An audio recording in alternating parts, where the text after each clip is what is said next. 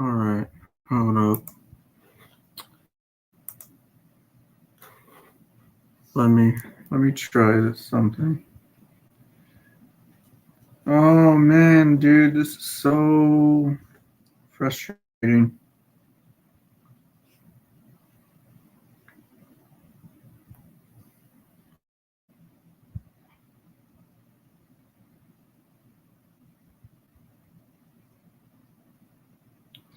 It should not be this hard.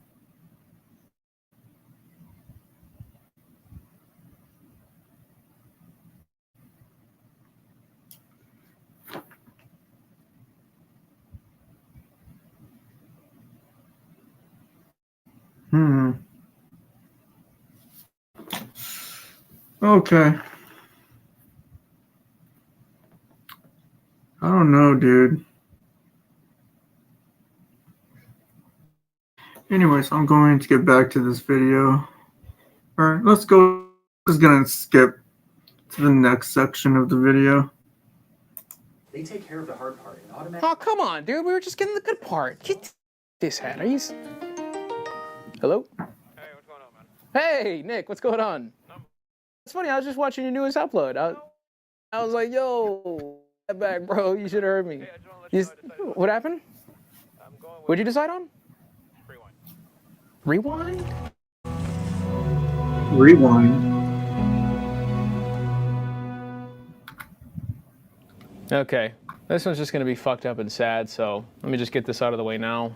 Oh, It's Rewind. I hate this. Meets his father, Henry, and his mother, Jackie. Now, Henry and his camera were inseparable. He was always recording something. He was a family vlogger before family vloggers. And honestly, I didn't like him all for it because of that. Shit kind of grosses me out. But because that's who he was, we're supplied with an infinite amount of B-roll for this doc. We're introduced to other family members and hear about how bright of a light Sasha was as a child. The school's telling his parents that he was gifted and would probably need to take special classes. And then the following year, they would be told that Sasha was having a lot of trouble keeping up, compared to his other classmates. These changes in his behavior, having these outbursts, and even trying to hurt himself, even talk about and attempts at his own life. And of course, you know where this is going. How You're old is looking at he? one of the uncles they've highlighted, thinking the absolute worst. But instead of an older cousin of his named Stuart, who actually lived with them for some time after being discharged from the Air Force. He would take care of the kids whenever and had a room in the attic, and he sexually abused both Sasha and his younger sister Becca. Now the timeline is a bit scattered for me personally, but from what I understand, from about 1993 to 1997, sexual abuse was present in that household. Sasha would go to therapy, and through therapy, drawing pictures, which many of them just incredibly drawings for like a fucking 4-year-old. I did not get He love. drew one What? describing something that his Uncle Larry did to him. So Yo! Sasha was not only The fuck? describing something that his... That is what? That is all, folks. That's all, folks. That is all, folks. Oh, dude. Oh my god, bro. Oh shit. This is not cool. Uncle Larry did to him. So Sasha was not only being abused by Stuart, but also by his uncle Larry Nevison and his other uncle, Howard Nevison, who we're told was the worst of them all. The abuse started when Sasha was about 3 or 4 years old, and from what I understand, I believe Becca's only perpetrator was Stuart. So you're watching this, and you're already disgusted and taken aback at this fucking family of child molesters. But what always kills me in these docs are those moments where you hear about how this could have been stopped so much earlier. This could have been prevented. Those small windows of salvation shut by the ones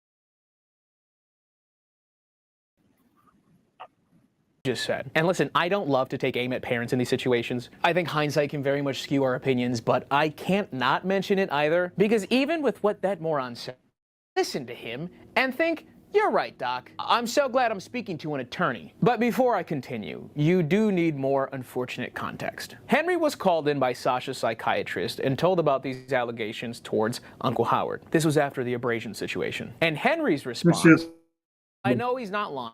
Howard did the same thing to me when I was a kid. And now the doc's flipped on its head. Howard, when they were growing up, abused both of his brothers, Larry and Henry. Henry was the youngest, so because of the unfortunate cycle that abuse is, Larry also did the same to Henry. But once again, having this weird distinction being made between the two, Howard's abuse appearing to come from a much darker place, more aggressive, more violent, him being the one to tell Sasha that if he told anybody, he would kill him. Now then,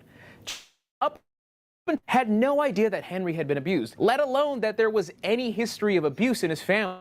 He was, upon learning this, I would say justifiably furious that something like that was never mentioned, especially when those people were very much welcomed into their with easy access to their children. And Henry's reasoning for this, I don't think I have a right to really criticize it as much as my immediate really.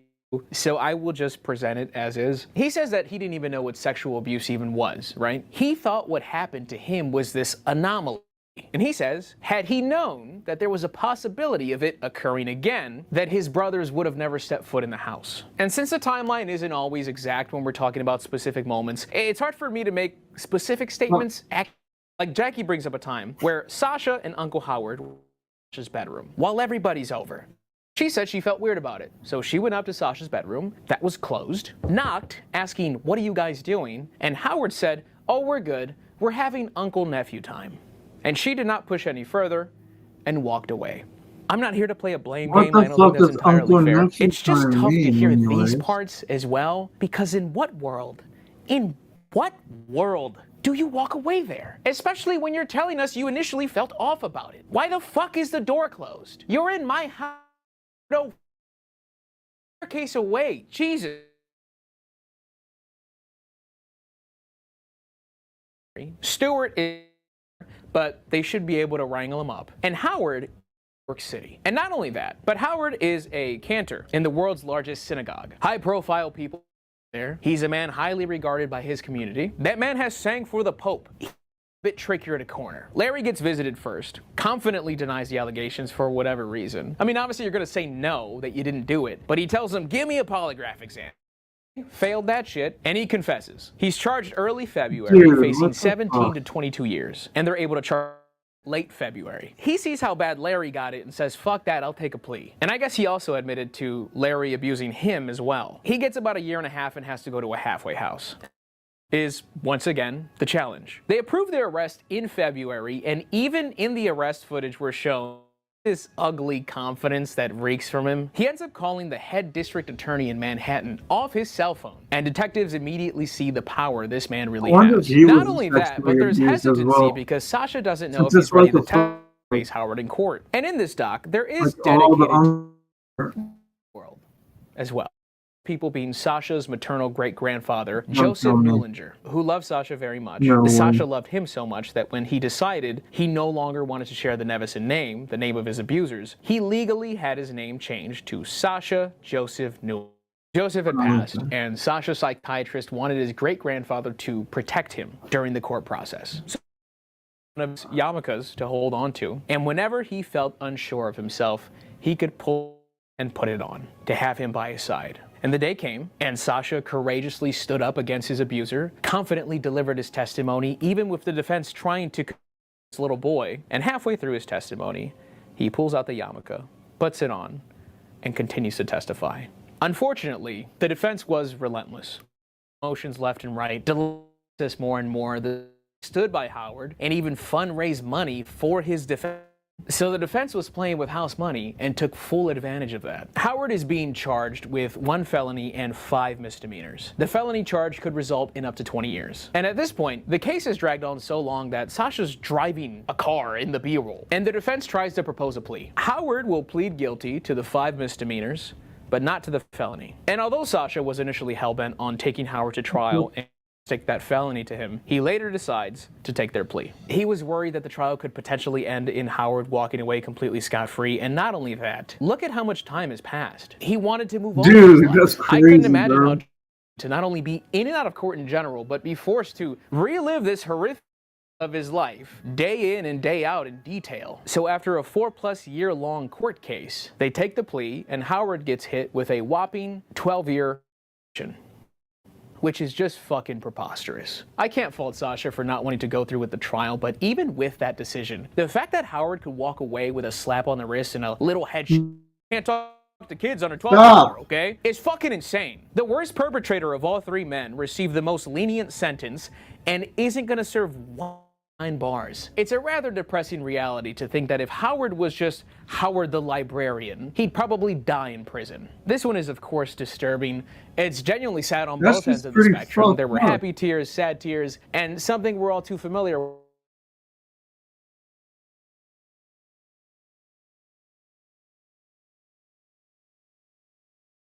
Enjoy this scene. Man, that shit was fucked.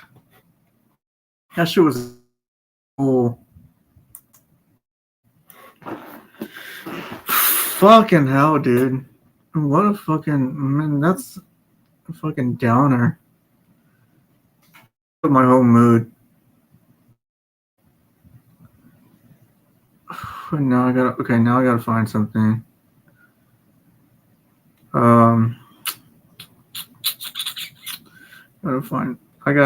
Let's switch gears. That shit's fucked up.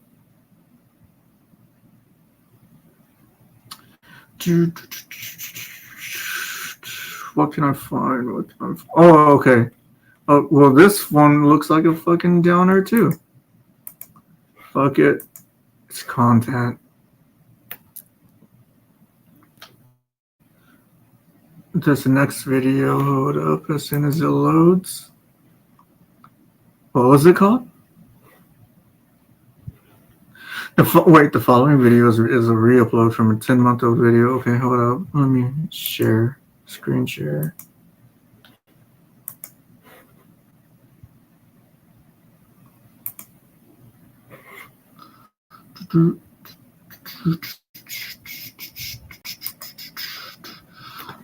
Ta-da!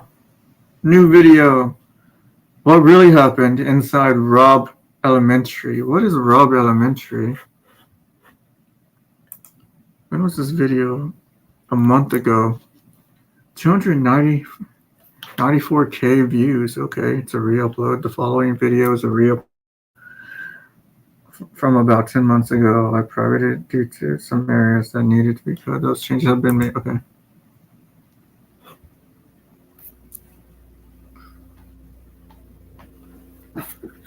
We do know this. There's compelling evidence that the law enforcement response to the attack at Robb Elementary was an abject failure and antithetical to everything we've learned last 2 Protect all Texans. This happened in Texas? Massacre. 3 minutes after the subject entered the West Building, oh, what? There was a sufficient number of armed officers wearing body It's one of those cases, huh? to isolate, distract, and neutralize the subject. That's another reason why I was really like worried about moving to America, especially Texas, because they have guns and like school shootings, and people just go and shoot people here. Fuck. The officers had weapons, the children had none. The officers had body armor, the children had none. The officers had training, the subject had none.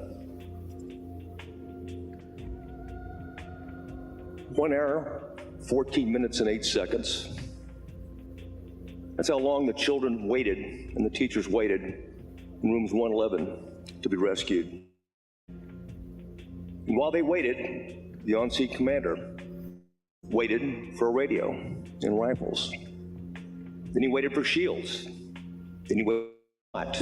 They didn't have anything? They were unprepared? For a key that was never needed. Like, when did this happen?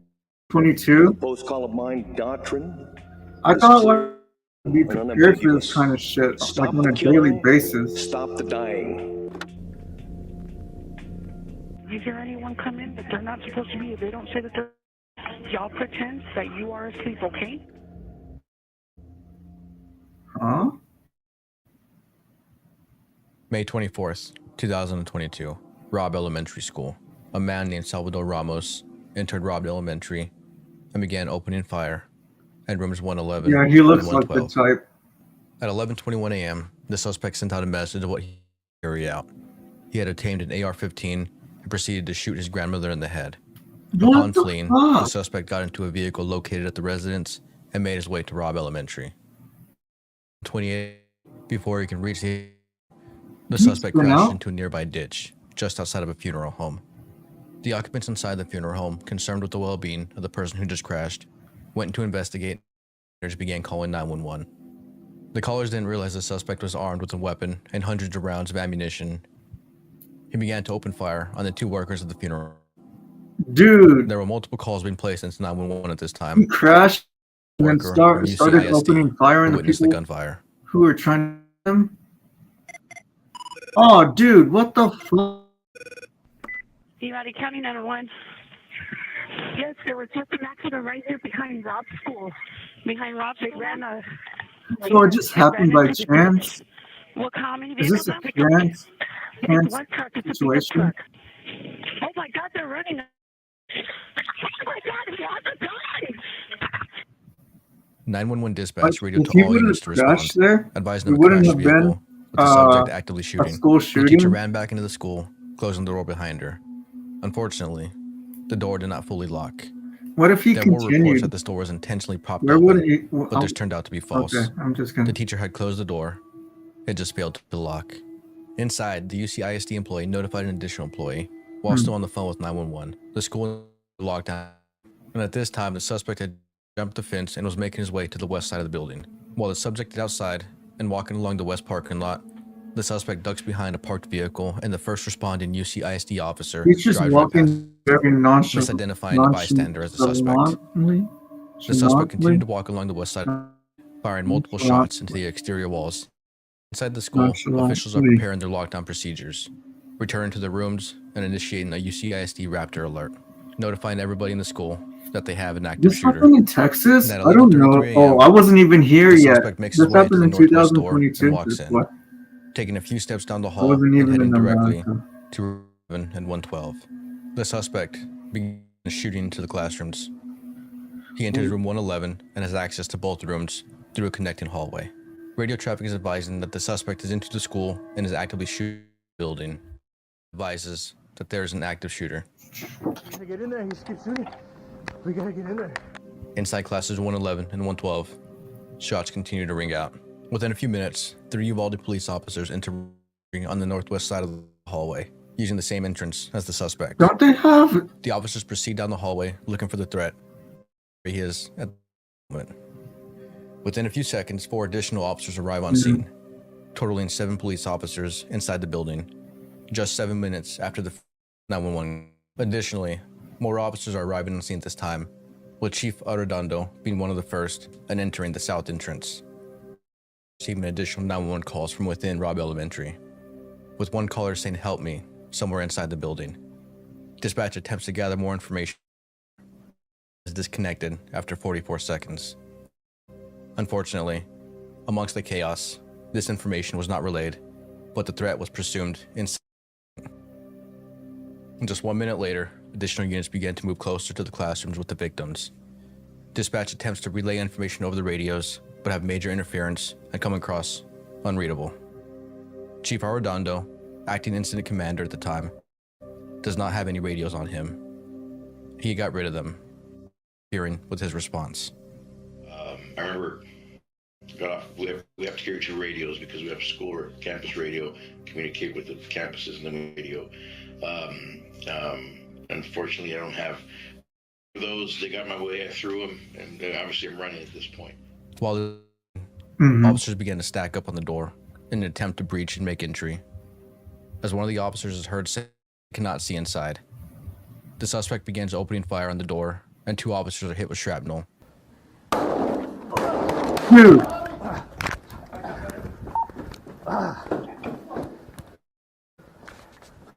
Bleeding? Am I bleeding? Am I bleeding?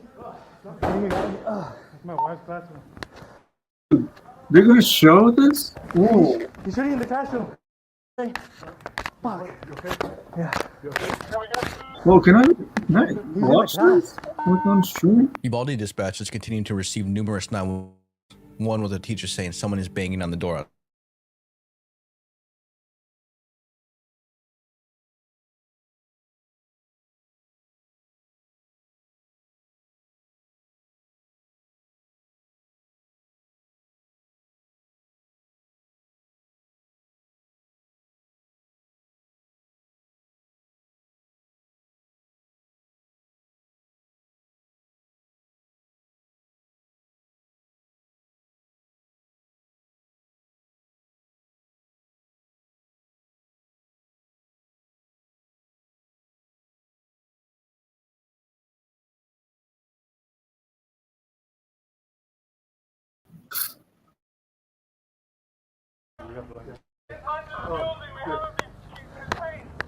Uvalde PD officers relay that they have the shooter contained.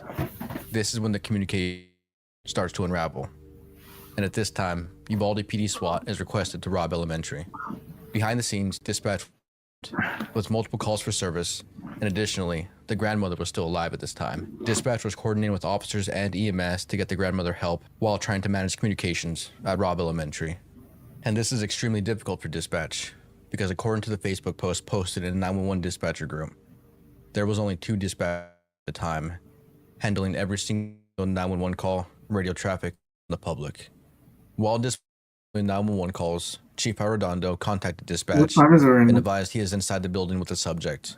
The chief is asking if the caller is with the shooter. Dispatch does not know. He proceeds to tell dispatch the shooter is in room 111 or 112. Wait, where are the they? Texas Senate Committee was thought that the dispatcher relayed the incorrect information.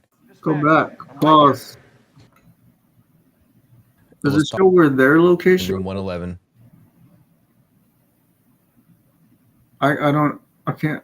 I guess it doesn't show. Wait, if this is the entrance. No, wait, that's the. Where did they enter from? I forgot. Or 112. Oh, wait. I'm looking at it right here. Okay, this is it right here. Okay, it shows. Okay. So there at the corners. No, wait. Oh, it's flipped. I think it's reversed. It looks like the restroom. The restroom. It looks like it's mirrored. Okay, so. Okay.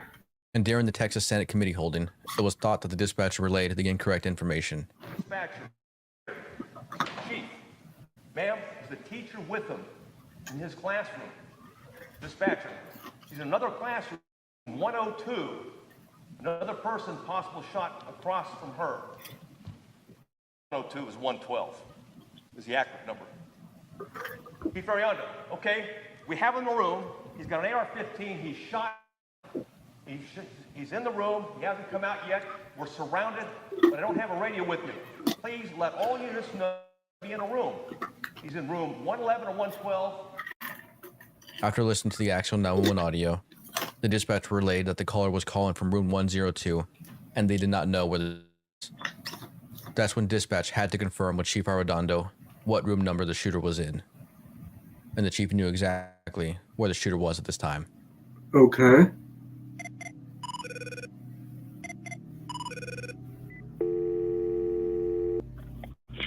I have an active shooter at Robb Elementary has an active. I don't have a visual, but I could hear gunshots outside of my classroom. You could still hear gunshots inside the building and the building. I don't know. There's been a whole lot. And I've got a message from somebody that somebody is shot in another classroom.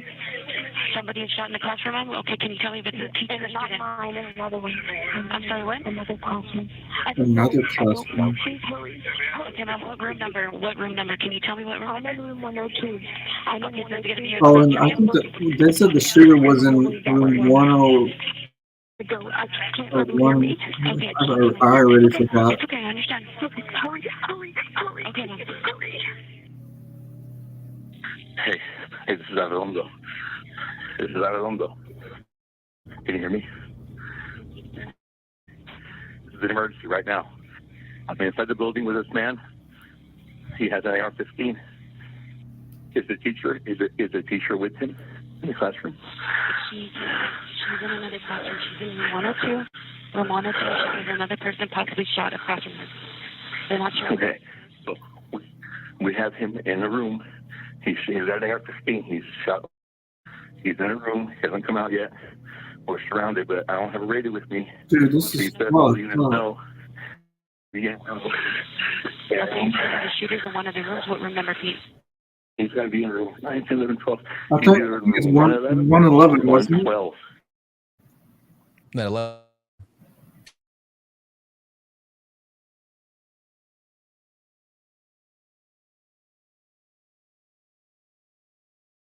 On 112.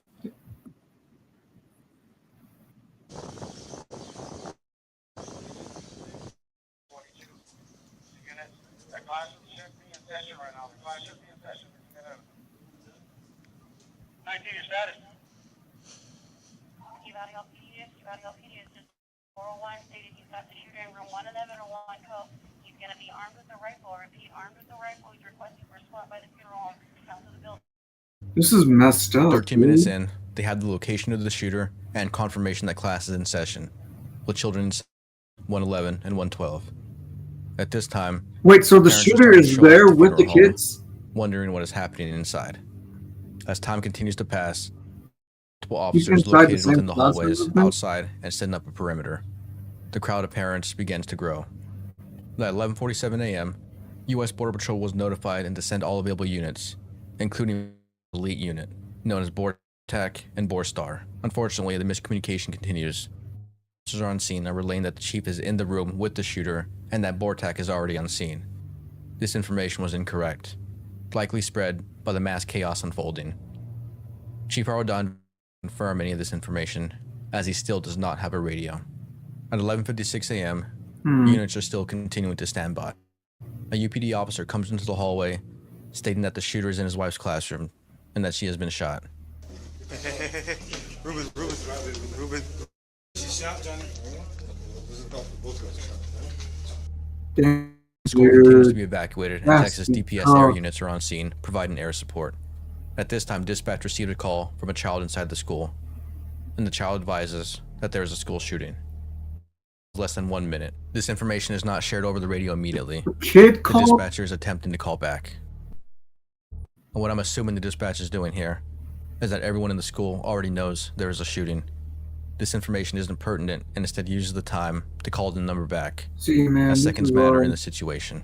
And as the crowd of parents and civilians are growing larger, with radio traffic advising that the parents are showing up on the northwest side and some of them are armed, Chief Arredondo has requested someone find a master official. He is saying that there are children in room 109 and a room that does not have an active threat.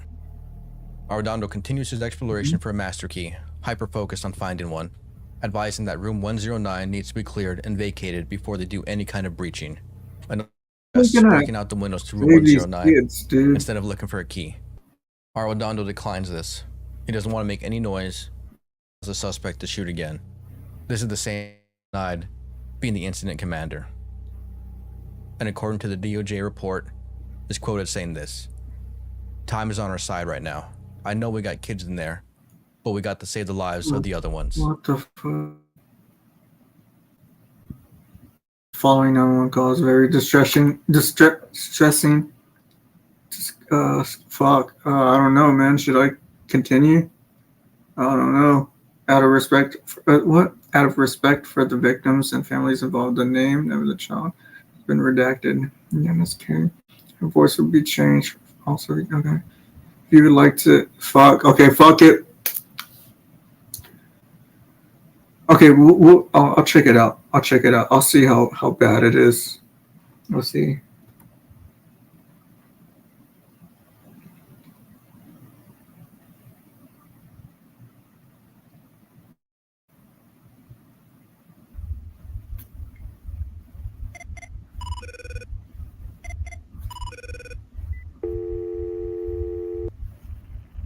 Hello. Calling with the phone. Are you okay? No, there's a school shooting. Okay, yes, ma'am. I have multiple units there. Are you with officers or are you barricaded somewhere? I'm in classroom number 112. 12. 112, yes, ma'am. Please hurry. There's a lot of dead bodies. 112? Yes, ma'am. Please help. Hurry. I can't wait.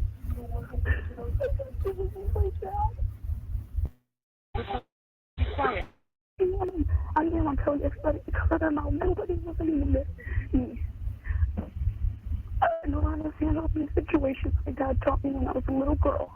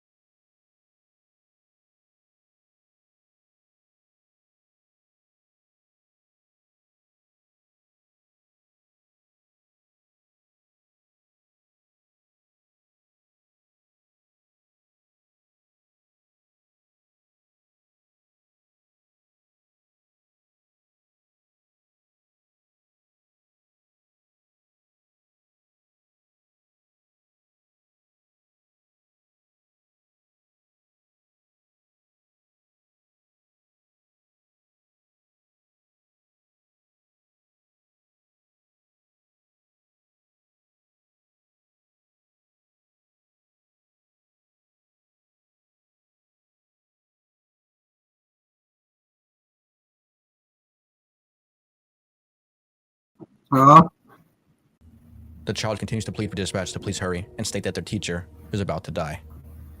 And outside the northwest entrance, one officer stresses to UPD Chief Pargas that the room is full of victims.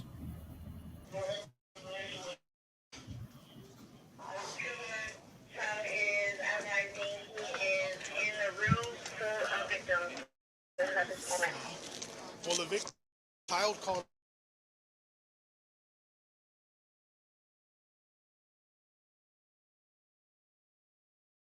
Okay, you want to? We're in here. Fuck, man.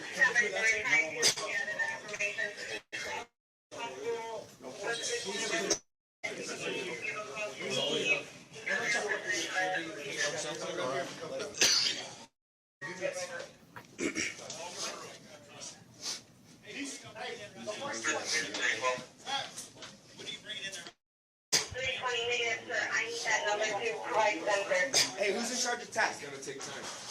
Y'all need banks. You got gas? They're bringing gas and banks. We got victims in there. A child on the phone. The child just called that they'd have victims in there. Call 911. And at this time, a set of keys is acquired and Chief Arredondo tries them on room 109, and they fail to work. Texas DPS advises that Bortak is going in, but Chief Arredondo is adamant on securing 09 first.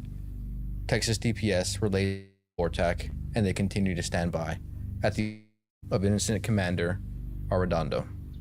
Dispatch is still on the phone with the child and asks the child to stay quiet, but the child says their teacher will not stay quiet. And the child asks if there is anyone outside the doors, and the dispatcher continues to reassure them that they are getting officers there, not knowing it would still be 30 more minutes until officers made entry.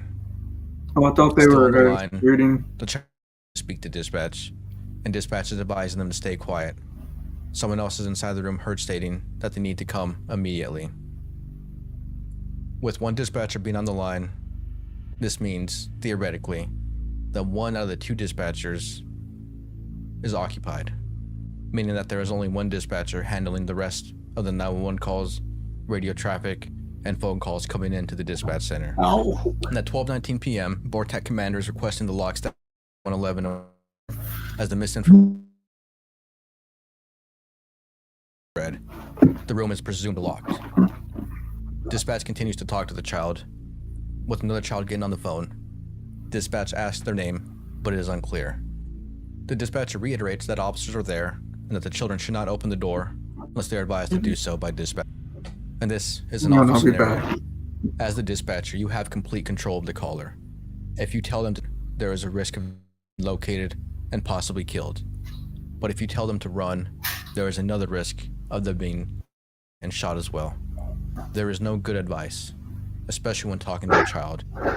The dispatchers did the good given the situation they were in. And at 12:21 p.m., 4 more shots rang off, with the child still on the line with 911.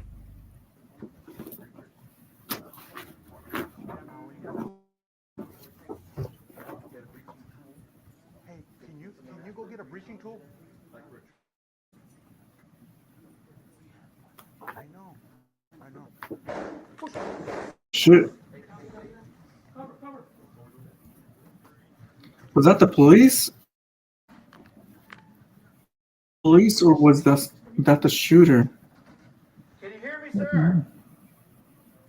Can you hear me, sir? You talking to? Be careful, guys. Go ahead.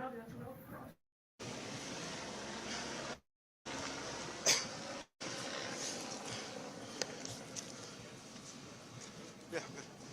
Just.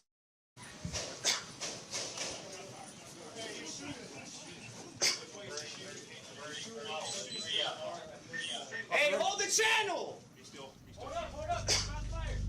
Chief Arredondo Are they going in? goes to room 109 and get the children out. Units, along with Bortak, are assembling outside of the classroom, and they hear faint cries coming from within. And Chief still attacked with the suspect. As the minutes pass, officer inside the hallway asks if there are children inside with the shooter, and Chief Arredondo confirms that there is. Time is still passing by. The officers outside are establishing a layout of the classroom, confirming that these rooms are in fact joined.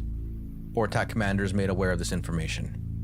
And at 12:26 p.m., Chief Arredondo is on the phone, explaining that they are trying to preserve the rest of the lives first, as his reasoning. Hang on.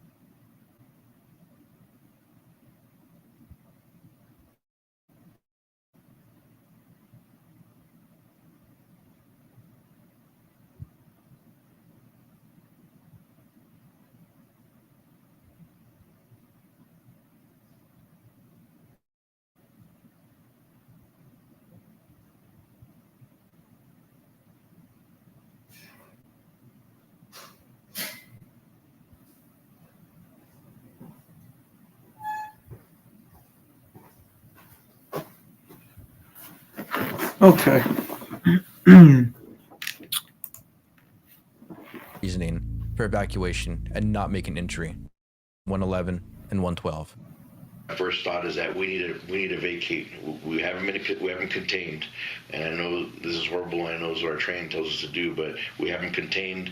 There's probably gonna be some deceased in there, but we don't need any more from out here. So I called out and I said, "Get these kids out."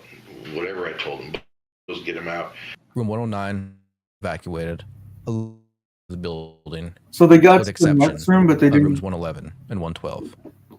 Aren't the And as kids? the officers Isn't are the discussing shooter in entry, 111? the child is still on the phone with 911. And 1 minute later, Chief Arredondo gives the go-ahead to make entry into these classrooms. He begins to iterate that they're probably locked, and his search for more keys continues. And 1 minute later, the 911 call drops.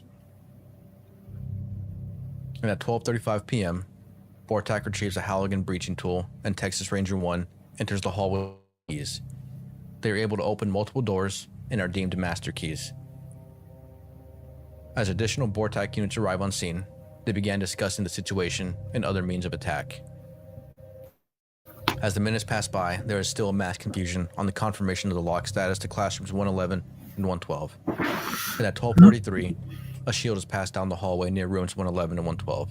And Chief Arredondo states that the door, I bet you, was unlocked. This comes after reiterating that the door, I bet you, was unlocked in 112. And Chief Arredondo states that the door, I bet you, was unlocked.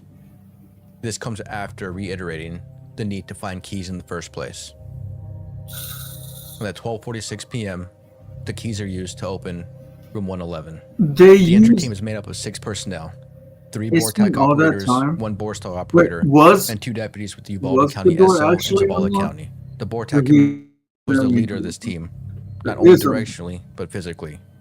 He puts himself in the front of the stack with the rifle shield.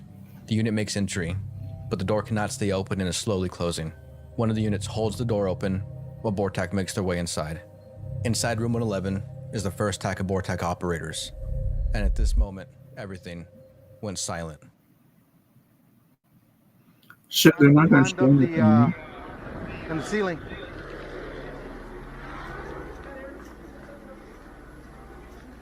There's that helicopter looking up there. Oh my God, please. Sorry, Chief.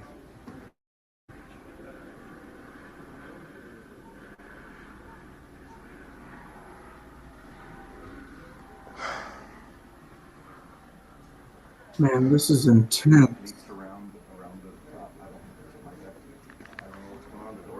Very stressful.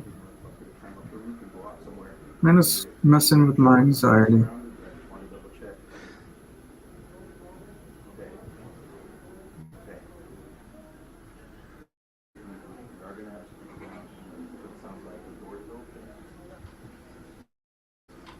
Something's burning, huh? Something's burning.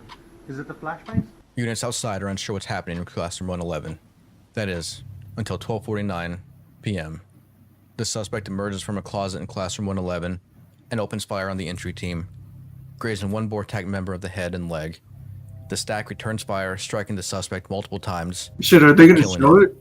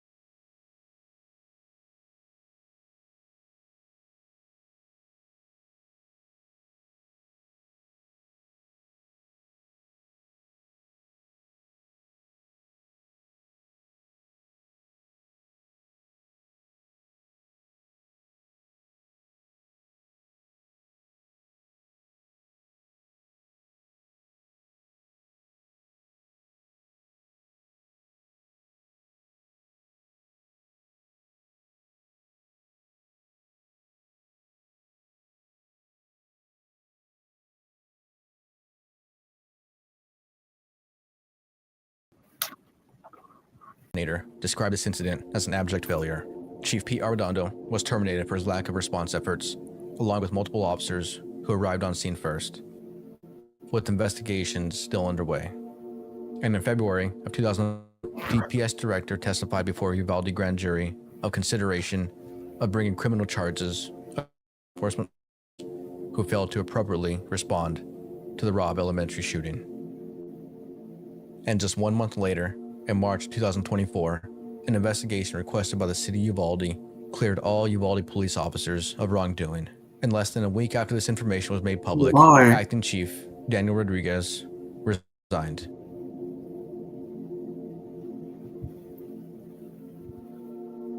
There's 2 million settlement paid in family, 17 children who lost their life, 2 children who survived. Wow. And as the days, weeks, and months passed by, misinformation continued to spread, which is why I'm only basing the incident timeline solely on what was released by the Department of Justice in January of 2024. And according to this document, the dispatchers on duty were not given a coordinated effort for mental health services.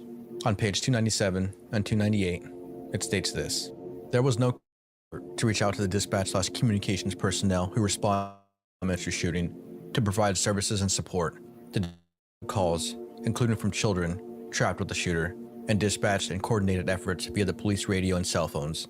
There should have been a follow-up on their health and wellness. The responsibilities of dispatch and communications personnel are critical to the successful conclusion of an incident, as seen at Robb Elementary.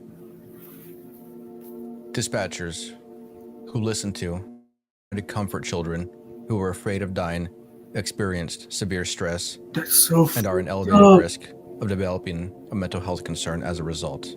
Although rarely exposed to direct danger, dispatchers are exposed to several intense stressors, such as dealing with multiple, sometimes simultaneous calls, having to make time-pressured life and death decisions, having little information about and little control over the emergency situation, intense, confusing, and frequently hostile contact with frantic or outraged callers, an exclusion from the status and camaraderie typically shared by on-scene personnel who get the credit for responding to the situation.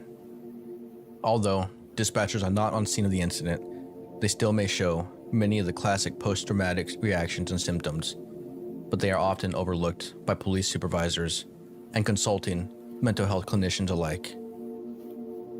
The need for more training is always there. When a 911 call comes in, the dispatcher is the first incident commander until a respondent is dispatched and on scene, and they are not to be excluded.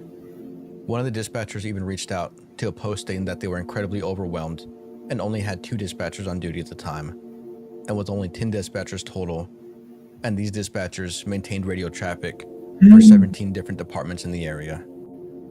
This is a problem with small town 911. You give them a low budget with low pay, minimal staffing, and keep adding responsibilities. And when an incident is, it's immediately overwhelming. And I know this because I too have been through an active shooter as a dispatcher. While there was not as much loss of life, it was still incredible for the 2 of us alone in dispatch.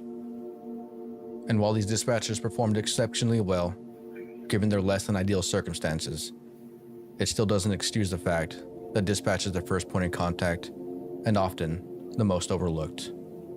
And in the following days of the shooting, dispatch was still overwhelmed. So much that the Texas National Number Association, along with the Texas Telecommunicator Response Task Force, put out an SOS, calling for all dispatchers in the state of Texas to assist, with hundreds of dispatchers and volunteers signing up to help and track Uvalde. The 911 community took it upon themselves to reach out, with Texas NENA and dispatchers around the country visiting their center, sending flowers, cards, and snacks, as well as the FAR Public Safety Communications, providing them a visit with their emotional support dog, Bella. At Uvalde's 911 center was given a $142,500 upgrade, with the money being supplied by 9 different donors. The top donor being Evans Consoles Corporation, a leader in 911 and command center technology. Where is Uvalde? And even though there may not have been a direct coordinated effort to reach out to these dispatchers from an official capacity, the 911 community takes care of their own. With this in mind, I reached out to Uvalde PD to hopefully reach one of their dispatchers. I spoke with the dispatcher briefly on the phone but any questions regarding what happened that day needed to How go far away to the is public this? information officer. General questions for the Oh, it's dispatchers 5 hours. that a 5 dispatch hours lead and or admin 35 be minutes made away. aware of this email. Unfortunately, I never got a response back. I have no doubt in my mind that Uvalde PD receives hundreds, if not thousands, of calls every month with the 911 point of contact. And while these dispatchers were strong, their strength was unmatched to the victims inside classrooms in 111 and 112. Against the terrifying, these children inside were able to call 911 and help each other within the classroom, keeping each other calm and maintaining their strength for that 1 hour and 14 minutes. In June of 2023, the 911 Youth Hero Awards ceremony honored the 911 dispatcher who took the calls that day. Oh, Dallas Morning. She was also given an opportunity to meet with the children, described as a profound experience. In total, there were 3 students who called 911 that day: K, MC, and AM. All 3 students were honored at the 911 Youth Heroes Awards, with K and MC accepting their awards in person, and the parents of AM accepting the award on behalf of their daughter. That's fucking rough, dude. Even in her. There is still so much to unfold regarding what happened that day at Robb Elementary. But at this moment in time, the residents of Uvalde across the world will never forget May 24th, 2022. Damn, so it's just been 3 years. It's just been 3 years since that happened, man. That shit is fucking crazy. What's wrong with people, dude? And that's why I don't know, dude. I don't know about Texas. I don't. I mean, people here seem kind of nice. I mean, pretty nice. I don't know. Maybe it's just. I don't know. I just hear. Thanks for the follow.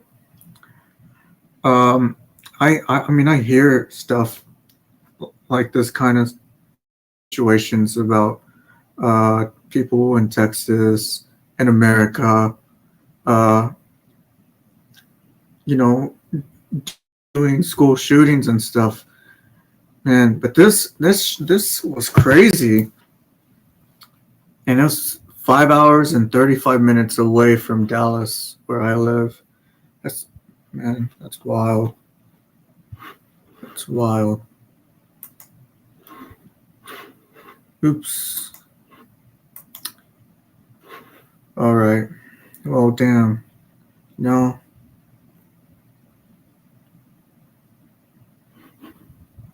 All right. Let's check out Just Kidding News. So need something more of a pick me up. Man, that was 2 videos back to back. They were just downers.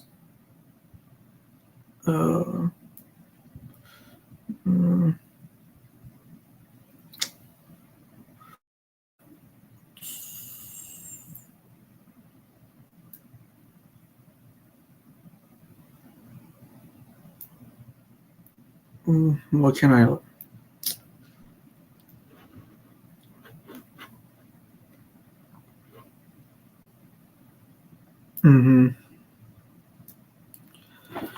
Yeah, thank you for noticing that, or finding me, actually. Yeah, I do need more followers and more content. I'm trying.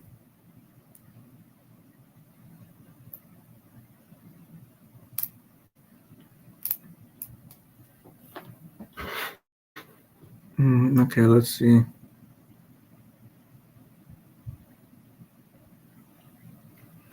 Okay, I don't see any good videos right here. And I think right now, because I'm still thinking about that whole situation.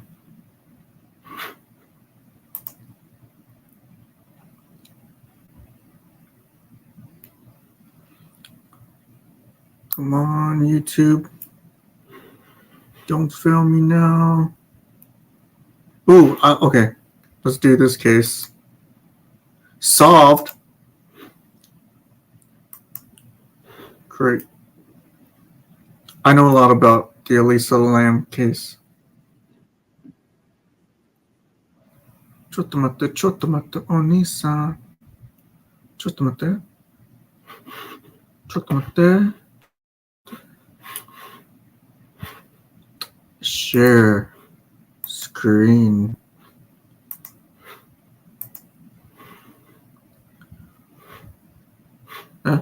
None. Thought it was asking me to share 2 screens. I was like, what?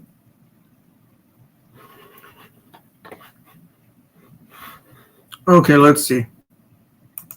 Nice to get the answers. So I've got 5 cases from BuzzFeed Unsolved that are now solved. Oh, I thought Starting this with was... the bizarre case of Eliza Lam, who was found dead in the water tank on the roof of the Cecil Hotel in 2013. Wait, this is solved? To home in British Columbia and took a trip to California in January 2013. She posted photos to social media and was seemingly in good spirits. She then checked into the Cecil Hotel near downtown Skid Row. She was initially given a shared room on the 12th floor. However, her roommates complained about odd behavior, so Eliza was moved to a room of her own after 2 days. Apparently, Eliza was leaving notes for her roommates that said go home and go away.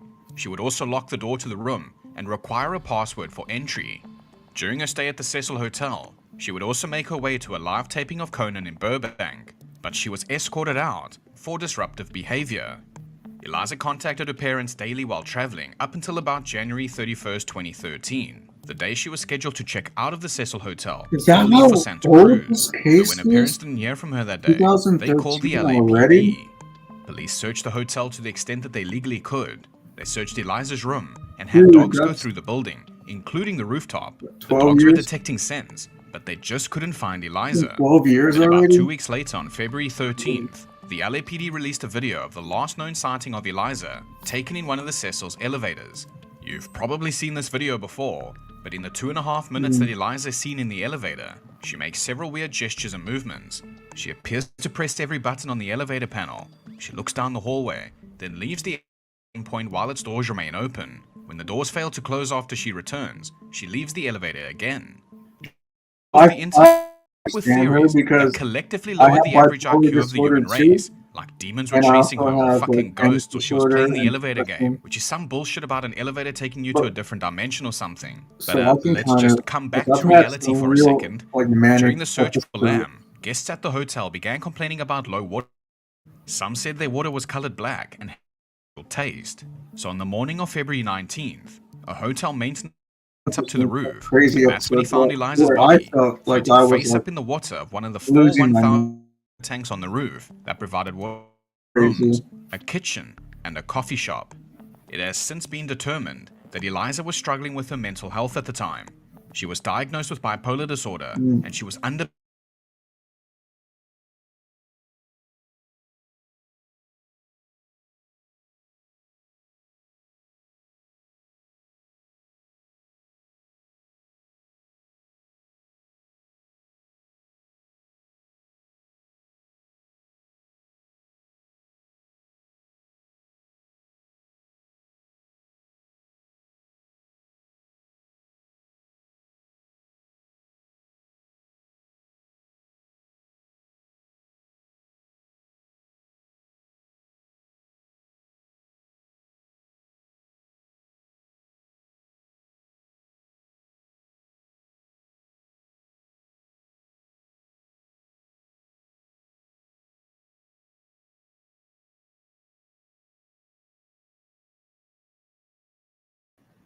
both of her hands had been severed and pulled out, and there was also a massive injury to her head, which crushed half of it. A blue bandana and a pair of ringlets underneath her head, as she was laying on her back on a beach. During the course of this mystery, her body was exhumed.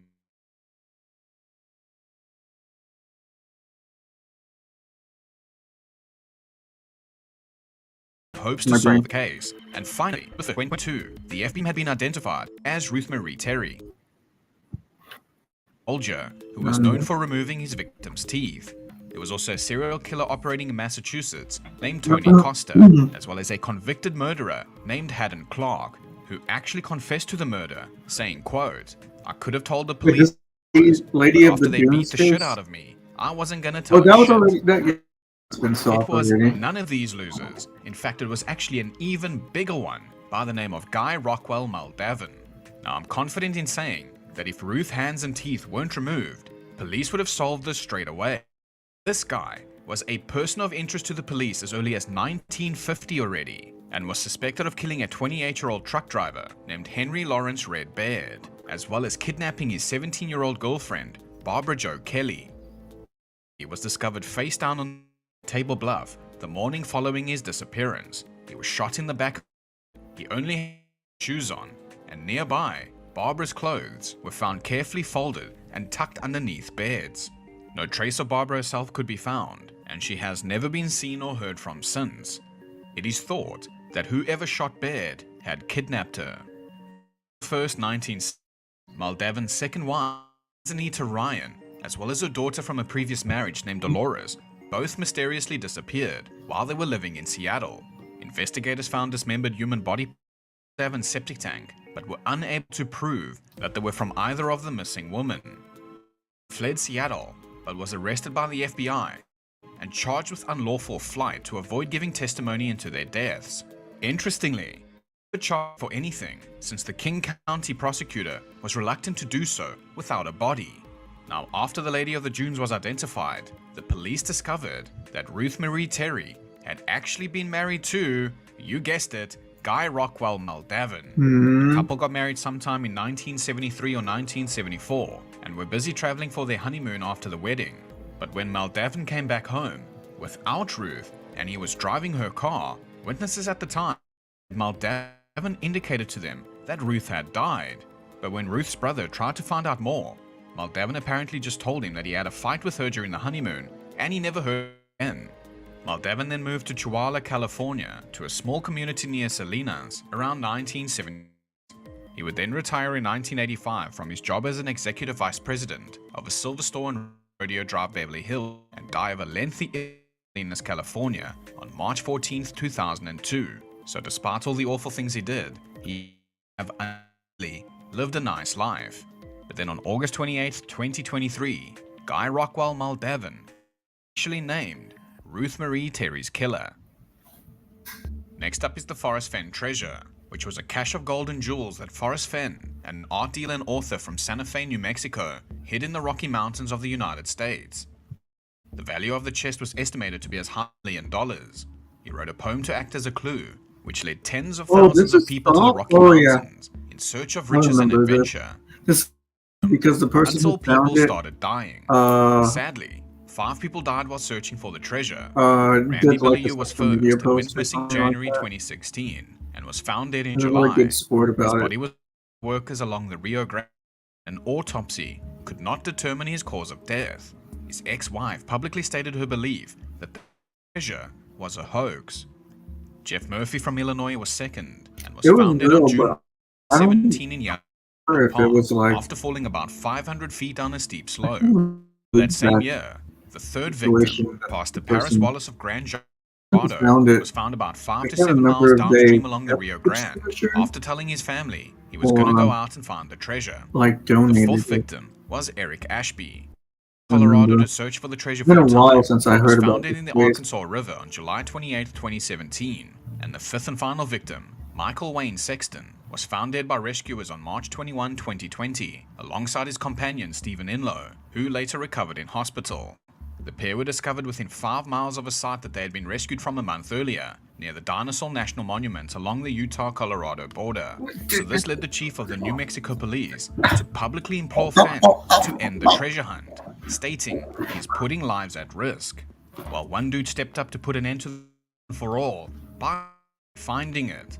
On June 6, 2020, Fenn posted on the searcher blog Thrill of the Chase that the treasure had finally been found, saying, quote, "It was under a canopy of stars in the lush forested vegetation of the Rocky Mountains and had not moved from that spot where I hid it more than 10 years ago. I do not know the person, but the poem I congratulate the thousands of people who participated in the search and hope they will continue to be drawn by the promise of other discoveries. So the search is over. Now the identity of the finder, the photograph of the goods, and the location of the treasure were not revealed at the time. Really?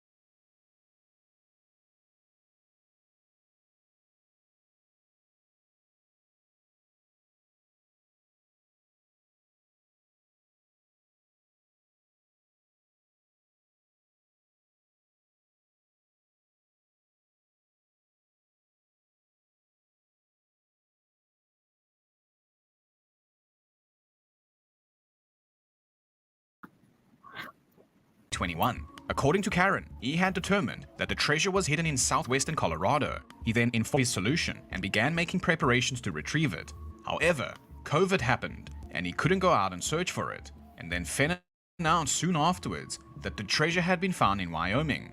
Karen claimed that Fenn took advantage of the delay and moved the chest from Colorado to Wyoming, using the point that its exact final location had not been specified by Jack Stoof or any of Fenn's relatives. Unsurprisingly, the suit was dismissed. Karen then tried to file another one and reopen it, but they said no. Listen, fuck up, get out!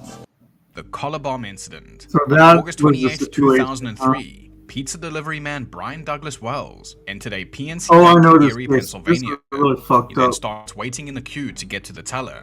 About 8 minutes later, a witness inside the bank calls He wasn't even 911, part saying of it. there's a Like, guy he in the didn't have a- bank wearing he a didn't have a bomb or choice. something around his neck. Wells finally gets to the counter. He slides a note over to the teller. The note says that the bomb will take 15 minutes unless 250,000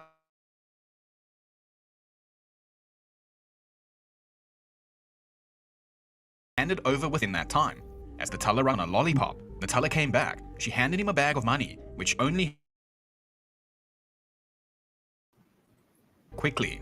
According to the witnesses, as Wells left the bank, he swung his cane gun and the bag of money around like Charlie Chaplin. What? Around 15 minutes Hold up. later, Is this after a- Wells, This isn't. police saw him inside his car, Okay, yeah, quickly this is the handcuffed him case. and left him sitting on the pavement in the parking lot.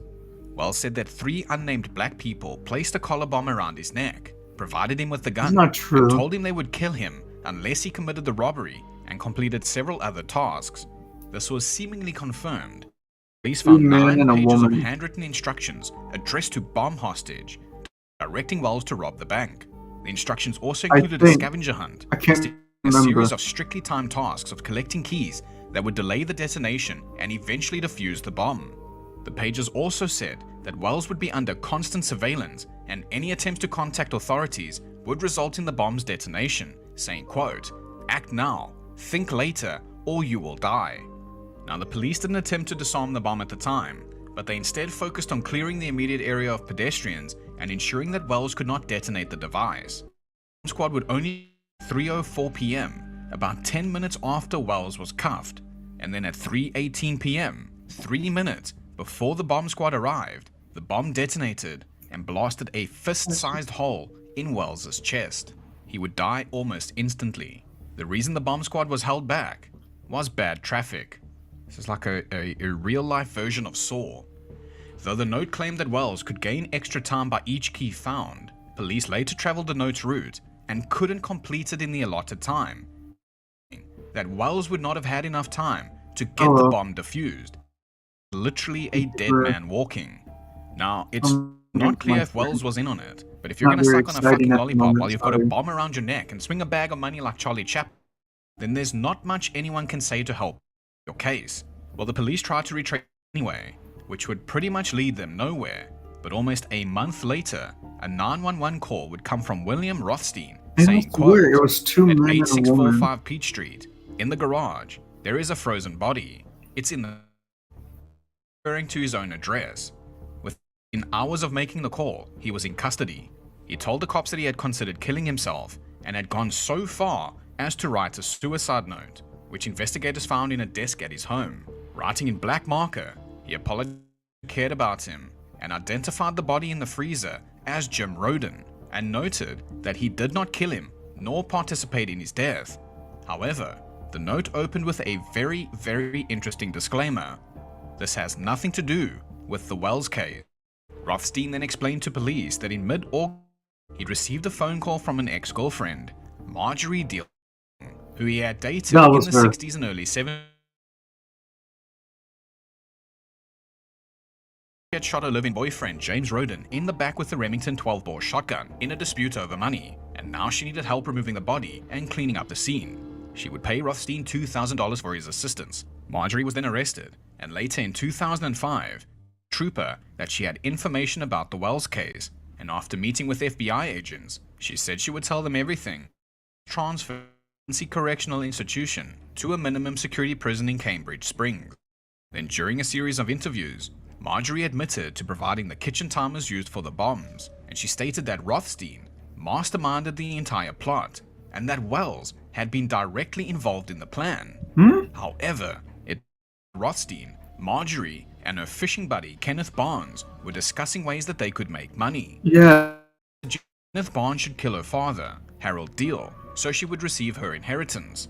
Barnes told her that he was willing to do this for $250,000, and so the collar bomb bank robbery plot was born. According to Marjorie, police reports, Wells is believed to be involved in the planning of the bank the day and was aware of the complex plot. He believed the bomb would have been fake, but would serve as exculpatory evidence if he were That's caught. why he was According so to an FBI affidavit, nonchalant two about witnesses the gun came forward and confirmed bank. that Wells had spoken about the robbery a month before it occurred. Wells was also seen leaving Rothstein's house the day before the incident. Investigators believe that he participated in the assault. It was also believed that Wells was to reduce the number of witnesses. However, Jessica Hoopsick, a woman who was warned, confessed in the Netflix documentary Evil Genius that she set Wells up to participate in the crime by providing his name and delivery schedule to conspirators in exchange for money and drugs. She claims that he had no knowledge of the robbery. Now, I don't know, I can't see why she would lie about that unless Netflix paid her to. I mean, Brian Wells is gone, and he cannot come out and defend himself. Seen that woman so before. why would Hoopsie come out and admit that? He looks really young. Maybe because it's true. I'm not sure. And Wells was what she described him as, a gopher. He looks younger. And our last one is the murder of Tupac Shakur. On September 7th, 1996, Tupac was shot in a drive-by shooting on the Vegas Strip. The driver, Marion, was only hit by bullet fragments, but Tupac was struck 4 times. Injury 6 days later. A Crips gang member named Orlando Baby Lane Anderson became a prime suspect, but involved and was never charged. Then Orlando himself killed in an unrelated gang shootout in 1998. Then 6 months later, Christopher Wallace, better known as Biggie Smalls, was also killed in a drive-by shooting in Los Angeles. Biggie's case became just as bizarre as Tupac's, sparking all kinds of theories, leading Voletta Wallace, Biggie's mother, to file a $400 million lawsuit against the LAPD, accusing rogue cops of killing her son. The lawsuit threatened to bankrupt the police, with Voletta stating that it had nothing to do with dollars and cents. It had to do with honesty, integrity, and so after 4 years of courtroom battle, LAPD decided that the best way to prove that the police hadn't killed Biggie was to figure out who did. So in 2006, Greg Kading, the detective that solved Tupac's case, got a call from an LAPD detective asking him to join a resurrected investigation into Biggie's death. Right, so that's how this started, and the information I'm presenting here comes directly from Greg Kading, and I'm going to paraphrase it, but I've linked the interview with him in the description. After about a year, the task force exhausted almost all of their leads and had almost nothing to show for it. They agreed there was one more target left to pursue, Dwayne Kef D. Davis. If this name sounds familiar, that's because as far back as 1998, Davis has been saying that he was a front seat passenger that killed Tupac.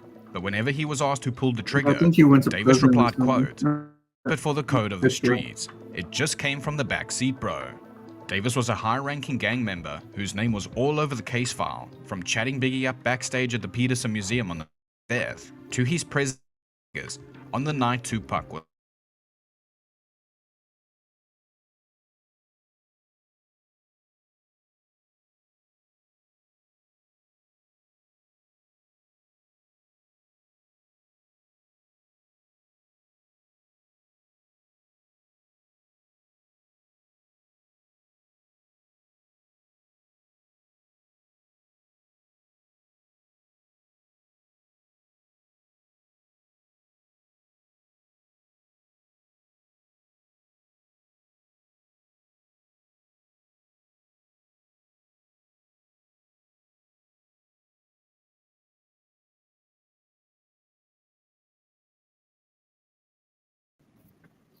For the rest of his life, and according to Kading, Davis had said, quote, "Fill your swimming pool." In late 2008, Kading and another detective task force confronted Davis at his home in Southern California, and they explained to him the really bad situation he was in. Sitting in his garage, so curious neighbors alarmed that he was looking at 20 plus years in prison on drug charges, and not to mention harsh sentences for numerous family members and friends who had been swept up in the sting. That is, Man, Las unless he Vegas wanted really to is talk just one about shit Biggie like and that. Tupac. Within the next hour, Davis's lawyer called and scheduled a meeting. Now, in an effort to extract the truth, Davis was offered a proffer agreement, meaning whatever Davis told them that day wouldn't be used against him, so he was able to speak freely, and in exchange, Davis could get potential leniency for the drug charges. Now, there was only one problem. Davis claimed that he didn't know anything about Biggie's murder, but for some reason, meetings kept getting, and Davis kept showing up for them. Then a few weeks later, in early 2009, Davis said, quote, "I don't know nothing about what you want to talk to me for, but what I do know is gonna blow your fucking mind." I don't And know here nothing about what we you want go. to talk to me for. Back in 1991, the famed East Coast drug dealer and club owner named Eric Von Zip Martin, hustler, who according to Mike Tyson, stole $600,000 of cash from a boxing promoter. That's crazy. Why'd they have to do I'll Mike go to Tyson hell. like that? Zip and Davis then formed a bond mostly on cross-country drug deals, which eventually led to an introduction to another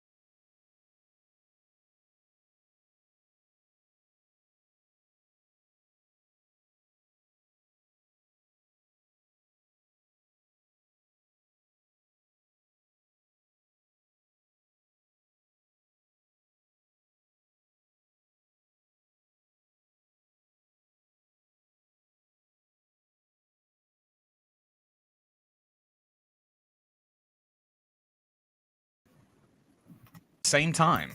It's Diddy, and he even offered $1 million to get the hit done. And Davis confirmed, saying we'll wipe their asses out quick. Detective Greg Kading, Davis to clarify, was Tupac's killing a murder for hire? But Davis replied, no. And now we finally found out why Tupac was murdered. Tupac was in Vegas to attend the Mike Tyson boxing match at the MGM Grand Hotel, an event that Davis and his nephew, Orlando Anderson, also attended. After the fight, Anderson was alone in the lobby of the casino next to the hotel when Trevin Lane, a blood gangster known for his connections to Suge Knight, recognized Anderson as the crip who had tried to steal his diamond-studded death row necklace. Apparently, Diddy also offered a bounty to anyone who could bring him one of those chains. Pointed Anderson out to Tupac, and Tupac rushed across the floor and asked Anderson, "You from the South?" He then punched Anderson in the face, dropping him to the floor, where he then had the shit beaten other death row entourage, including Suge Knight.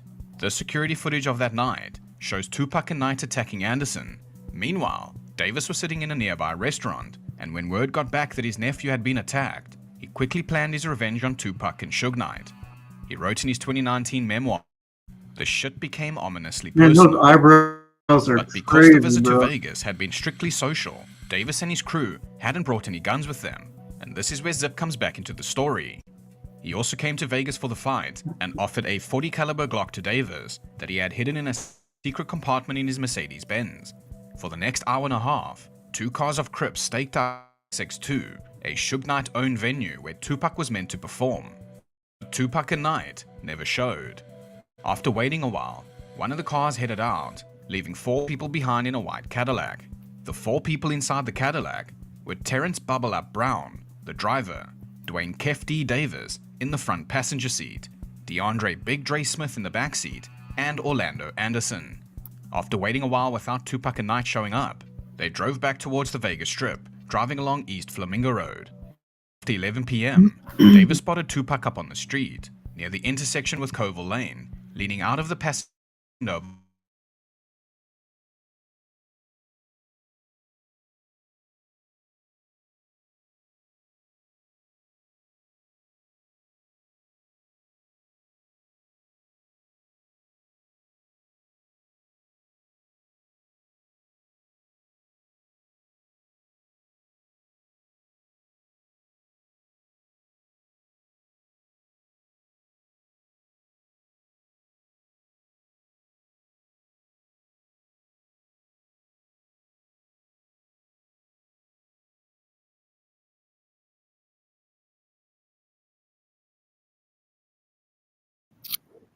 Dude. The shooting. Did he call Zip to ask, "Was that us?"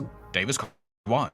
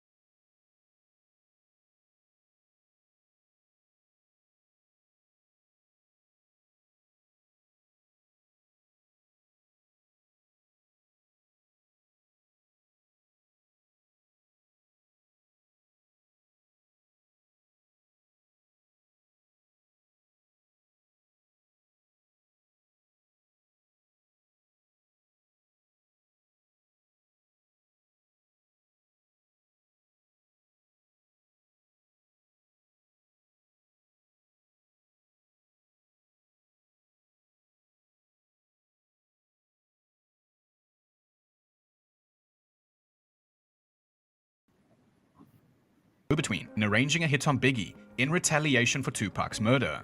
According to Hawkins, the shooter was a guy named Wardell Poochie Faust, a Bloods gang member who died in 2003 after being shot 10 times in the back while riding his motorbike in Compton. Was apparently fucking crazy, and police once investigated him for a gun on the car of a family driving past it. But of course, due to lawsuits and sketchy police work, it got shut down, and without further corroboration, always be doubt if this is true. Well, it does feel good to finally get closure on some of these mysteries, and if you're up for it, I've got a 6th BuzzFeed mystery that's also now solved. Check out the video I did on the Axeman of New Orleans, because I'm solved it. As always, if there's anything you want to add to this video, leave your thoughts and comments down below. Most of these cases like the video, were subscribe to the already channel, solved. and we'll see you again soon. The Lamb one was kind of weird. I mean, of course, I mean, they're just, I mean, bullshit what? About an elevator taking you to a different She had an dimension or something. But she climbed in herself, and no one saved her. And as for how she got into the tank, worker found her. He said that the tank lid was open and not closed with the heavy lid like many people claim. Really sad case. I guess, yeah. I guess that would be. I mean, I guess you have bipolar disorder and panic disorder and depression. So when I do have like a manic episode, I do some crazy shit that I can't control myself. Like I said, I feel like I need to keep moving or I'm gonna die, or I need. Sometimes I feel like I'm losing my mind, or like I'm like on drugs or something. It's weird. But yeah, all right. It's almost 6. I gotta go for today, but I'll stream again Friday. I'll stream Friday. Today I only did 3 hours total. I think like 3, maybe 4-ish, 3-ish. I don't know. But Friday, hopefully, I'll start earlier than I did today, and around maybe 12 or 1, and do like 6 hours, 5, anywhere 5 hours or 6 hours. But yeah, that's it for today. Hopefully, I get all these problems, all these technical issues figured out, and I don't know. I'm just gonna tomorrow. I think I'm gonna troubleshoot a lot of things, do some test streams or test runs with different setups, different configurations. Yeah, you're welcome. I'll be live Friday. But I'm just right now, I think I'm going to start getting dinner ready and stuff, and start focusing on what I'm gonna, or how I'm gonna set up my next stream. Because I'm already, maybe it's the website that I'm using to stream with that's really messing me up. And I maybe Friday's stream might be on a different program. I don't know. I haven't decided. I already paid for the month for this website, so that's kind of sucks. And it allows me to multi-stream to Twitch, YouTube, and Kick. So I don't know. I'll figure it out. I'll do that tomorrow. And I'll try to build a computer tomorrow too, because I have a computer. I have a PC. A PC, by the way. That's in the closet in the other room. I just need to figure out how to get the USB ports to work, and also connect a what do you call it? A hard. And I think I'm gonna make a bootable USB stick with Windows on it. I'm gonna try to figure that out. Hopefully I can do that tomorrow too. I think right now I'm just gonna chill and get dinner set up, or figure out what I'm gonna do for dinner. Bring in my dogs. It's raining outside, kind of. I think it's gonna rain. Oh, it's really dark. It looks like it's gonna rain, or about to rain. And what else? Oh yeah, I guess I'll just chill for the rest of the night. I'll probably I don't know. Oh yeah, I forgot. I have that mod, Tenkaichi 4 mod for PS2. I want to get into that. I have already started replaying Persona 4, so I don't know. I might continue that, or I might start or replay 2 Final Mix Plus, because it's been a long time since I played. I think it's been like 3 years maybe since I played all the Kingdom Hearts games again, replayed them. So I want to just relax and get away from all those technical issues right here. But yeah, anyways, okay, Majin Lee, and I'll see you guys Friday, 12 p.m. ish, 12 p.m., 1 p.m. ish, somewhere around there. All right, I'll see you guys Friday.